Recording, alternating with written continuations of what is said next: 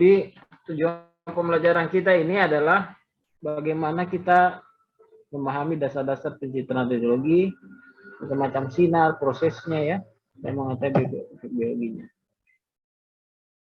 Radiologi merupakan ilmu sinar, ya, di mana dia merupakan salah satu cabang ilmu kedokteran. Nah, dia merupakan cabang ilmu kedokteran, bukan salah satu ya. Dia menggunakan cabang ilmu kedokteran yang menggunakan sinar pengion atau non pengion. Baik itu dengan tujuan diagnostik maupun tujuan untuk terapi. Ya, sinar pengion itu contohnya adalah sinar X atau sinar radioaktif gamma. Ya, kalau yang non pengion, ya contohnya seperti yang dipakai pada ultrasound, USG ya, ultrasonografi yaitu ultrasound.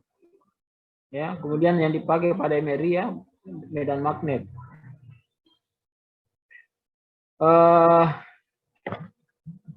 Radiologi diagnostik itu secara garis besar ada dua yang diagnostik ini ya, yaitu yang konvensional dan yang merupakan imaging canggih ya. Yang konvensional itu contohnya foto toraks, foto tulang, foto polos perut atau BNO, foto colon in loop itu juga termasuk konvensional ya, colon in loop, IVP, intravenous velografi atau IVU, kemudian esofagografi, mahduodenum, ya itu adalah contoh-contoh pemeriksaan konvensional yang menggunakan sinar X, ya, dia menggunakan sinar pengion, yaitu sinar X, ya. Jadi yang saya sebutkan itu adalah pemeriksaan konvensional. Ada yang memakai kontras, ada yang tidak memakai kontras. Nah, kontras itu yang diminum atau disuntikan intravena atau dikasih masuk lewat dubur atau lewat anus. Oke. Kemudian jenis kedua itu adalah imaging canggih.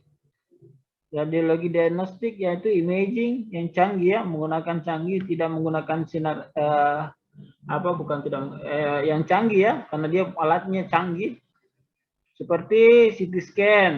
Ya, sekarang ada sudah multi slice ya, yang dulu kita masih punya dual slice, sekarang multi ya, multi slice 16 slice, 32 slice, 64 slice, jadi kelipatan-kelipatan 2.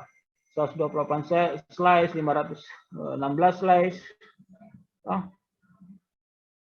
Oke.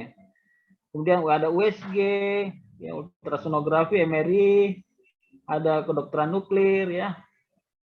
Oke, ada juga radiologi intervensi. Nah, sekarang kemudian radiologi untuk terapi adalah disebut dengan radioterapi. Biasanya untuk pasien-pasien kanker dilakukan radioterapi. Ya. Jadi radioterapi ya. Ada yang berfungsi diagnostik, ada juga berfungsi sebagai terapi. Ini catatnya tidak ada di slide.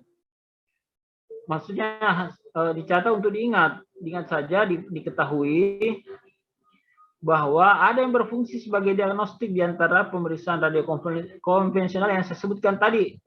Ya, seperti contoh colon in loop. Pada ada kasus di mana colon in loop berfungsi sebagai terapi. Walaupun itu sebenarnya jarang dilakukan, tapi itu dia berfungsi sebagai terapi. Misalnya pada kasus invaginasi ya yang kurang dari 8 jam atau intussusepsi. Colon in loop bisa sebagai terapi karena dia bisa melepaskan usus yang masuk ke usus yang lainnya dengan di colon in loop. Nah, itu dengan syarat kurang dari 8 jam. Kemudian ada pemeriksaan lain imaging yang canggih, pemeriksaan canggih, tetap dia bisa berfungsi sebagai diagnostik dan juga bisa terapi. Contohnya adalah radiologi intervensi. Sini tidak dicantumkan ya. Radiologi intervensi itu yang dikembangkan oleh Dr. Terawan, mantan Menteri Kesehatan. Ya, itu radiologi intervensi, dia sebagai diagnostik dan juga bisa sebagai terapi. Ya, jadi sinar X itu ditemukan pada tanggal 8 November 1895 di Jerman oleh Profesor Wilhelm Conrad Rontgen. Ya, dia menemukan suatu jenis sinar baru yang kemudian sinar baru itu disebut sebagai sinar X atau sinar Rontgen. Ya. Dan itu merupakan penemuan besar abad 19. Ya, sangat besar ya.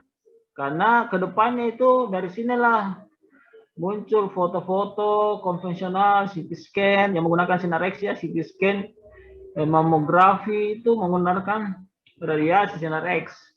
Ya, kemudian tahun 1819 ada namanya Henry Becquerel, dia menemukan radioaktif uranium ya, yang dipakai juga di radioterapi. 1898 Marie Curie juga menemukan radium yang digunakan dalam radioterapi juga di kedokteran nuklir ya, digunakan di kedokteran nuklir. Nah, sampai sekarang ini radiologi itu terus berkembang, baik yang menggunakan sinar X dan sumber radiasi non panggilan seperti USG dan MR ya. Seiring berkembangnya teknologi komputer, berkembang juga terus ini alat-alat radiologi. Macam-macam sinar ya, ada sinar elektromagnetik ya, sinar X, sinar gamma, inframerah, ultraviolet, sinar yang terlihat, gelombang radio ya. Partikelnya itu ada elektron, proton, neutron, sinar alfa dan beta. Ini ada visible light ya dan seterusnya. Radioaktivitas merupakan disintegrasi spontan dari satu inti atom membentuk satu nuklida yang berbeda nomor atomnya. Disintegrasi selalu disertai dengan, jadi adanya disintegrasi yang spontan dari satu nuklida itu akan disertai dengan pelepasan sinar gamma dan partikel alfa atau beta. Bahan radioaktif mempunyai, ya kalau radioaktif itu ya seperti yang ditemukan oleh Marie Curie, radium, uranium itu dia mempunyai half life ya pada waktu, jadi dia akan meluruh ya. Waktu yang apa itu half life? Adalah waktu yang digunakan oleh atom-atom untuk meluruh hingga tinggal setengahnya. Dia meluruh, dia habis. Jadi half life dan energi sinar gamma dari sejumlah bahan radioaktif yang dipakai dalam dunia kedokteran apa saja yang sinar gamma itu. Nah, ini nama radioaktif yang dipakai ya dalam dunia kedokteran, ya, dalam kedokteran nuklir ini dipakai ya, banyak-banyak dipakai ini ya. Sinar X. Jadi sinar X itu tidak ada waktu luruh karena dia nanti terbentuk kalau ketika dibangkitkan ya. Ada pembangkitan sinar X. Apa syarat bagaimana bisa terbentuk sinar X, bisa terjadi dibangkitkan itu sinar X? Yaitu pertama harus ada sumber elektron yang berupa yang didapatkan dari listrik. Kemudian ada gaya percepatan elektron, ada ruang hampa udara, kemudian ada alat pemusat berkas sinar, ya. Kemudian badan penghenti elektron. Ini alatnya, yang ini yang di dalamnya alat sinar Röntgen itu yang menghasilkan sinar X. Ya ini. Jadi yang keluar dari tabung itu hanya 1% saja sinar X. 90% itu adalah panas. Kemudian karena banyaknya panasnya ini, maka harus ada pendinginnya berupa udara, air, dan minyak. Sifat-sifat sinar X dan sinar gamma. Jadi sinar X dan sinar gamma itu dia mempunyai daya tembus, ya, karena panjang gelombangnya itu sangat pendek. Kemudian ada atenuasi atau perlemahan sewaktu yang mengenai bahan. Yang ketiga ada sinar hambur.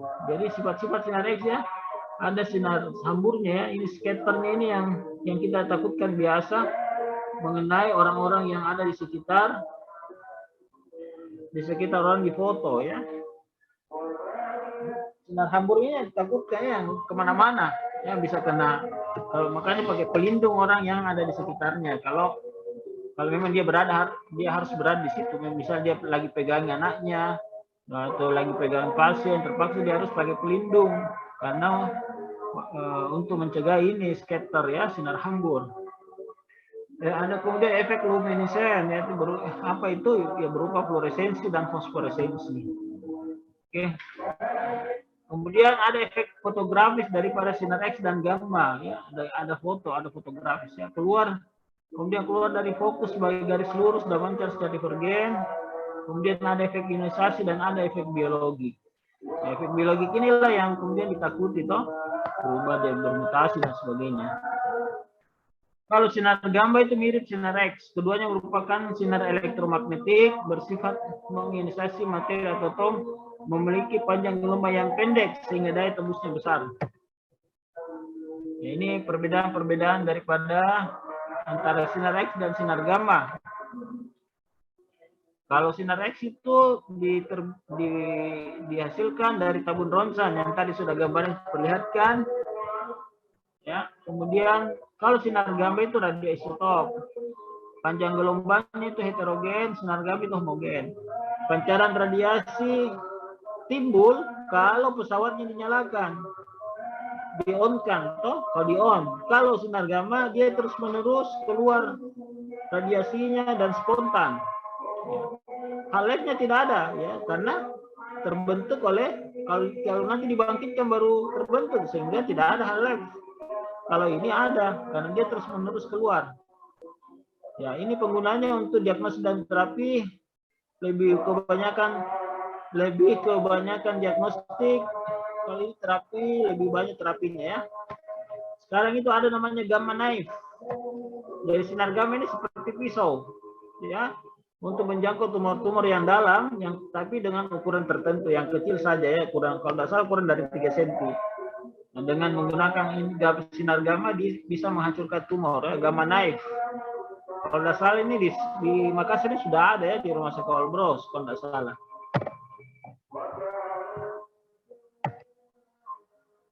Kita promosi Olbros memang di sana ada ya.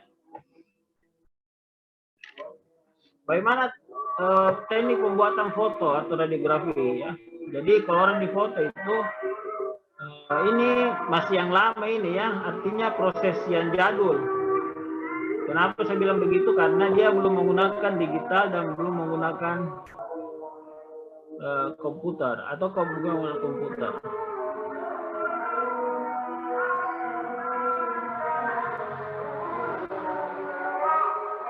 Nah, kalau yang dulu-dulu itu yang beberapa rumah sakit masih pakai ini, ya. Jadi ada 2 tahap, ya.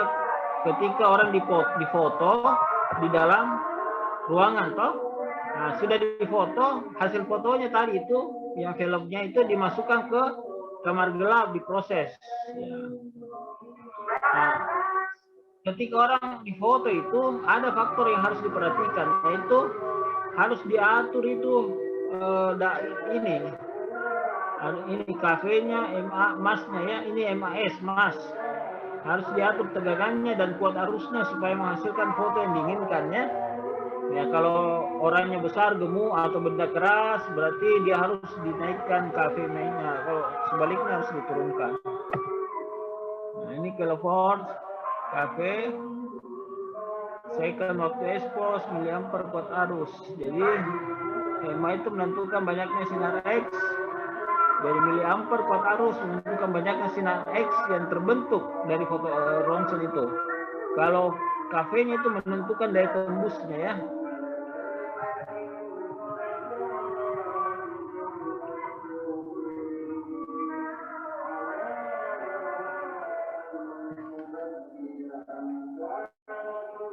Nah, ini nanti ini akan adik-adik akan sering temui kata-kata ini ya.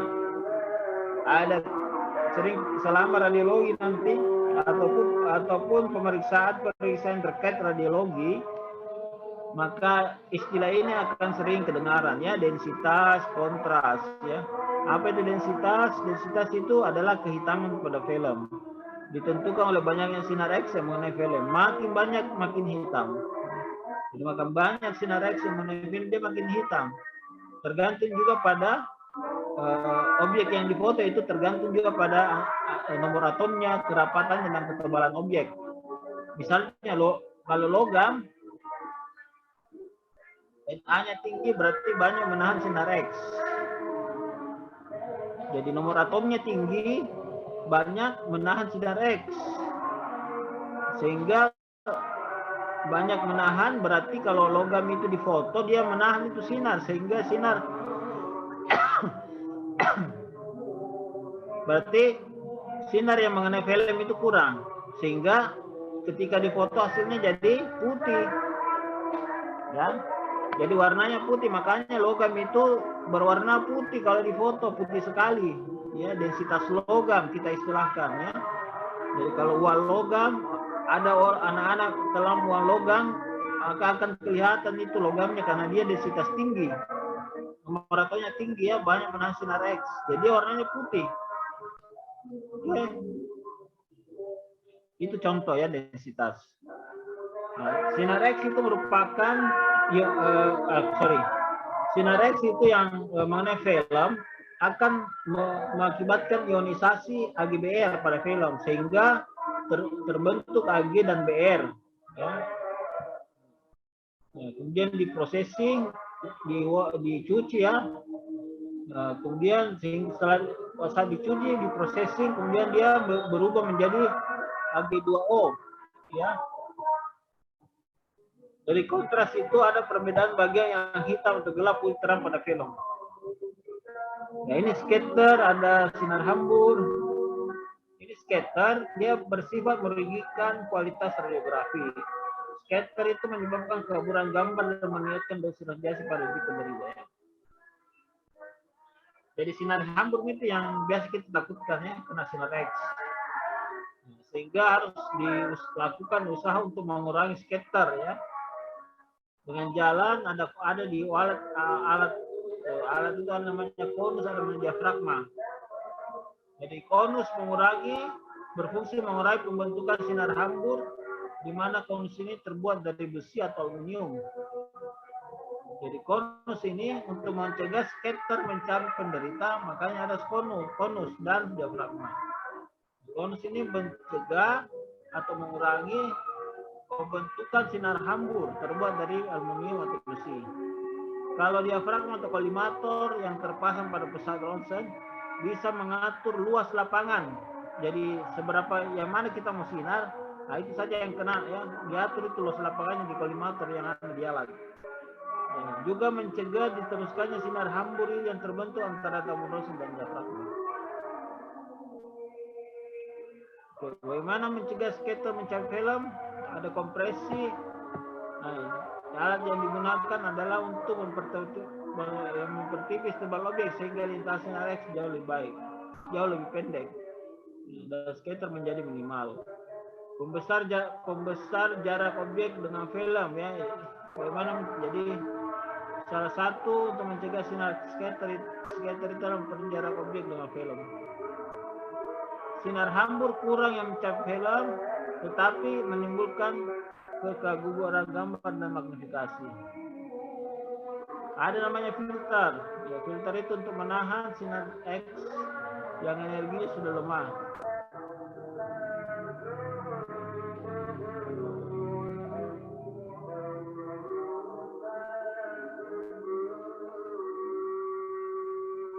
Grid ini yang paling, kalau grid itu yang populer menggunakan lapisan tipis dari timbal ya, atau lapisan-lapisan dari bahan radioisan seperti kayu atau plastik. Lapisan timbal ada yang bersusun seperti lisolom, lishom, ditempatkan dan tidak bergerak secara vertikal.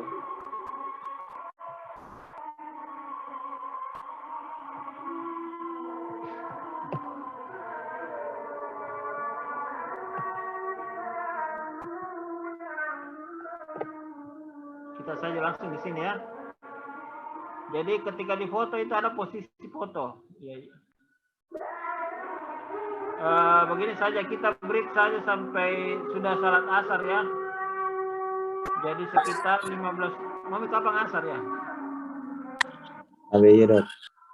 Iya, enggak kedengaran bilang. Maksudnya ya karena Mami asar tuh masjid bunyi di sekitar saya nih. Oke, kita break saja dulu. Iya dok. 15 menit mungkin ya, kurang lebih lah. Saya stop share dulu dan saya keluar ya dari selif saja untuk menghemat pulsa.